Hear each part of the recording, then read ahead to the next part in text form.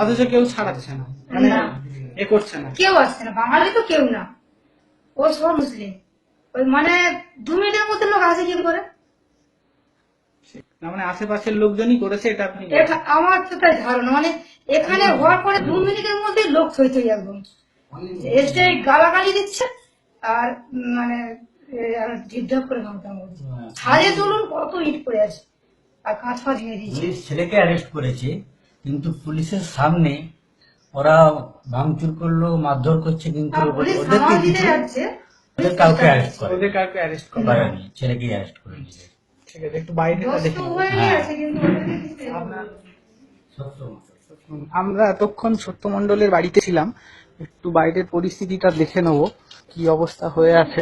হ্যাঁ, একটু দেখে নেবো।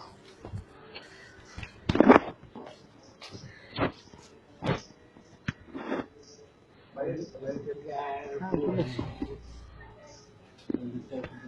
তুলে দিয়েছি।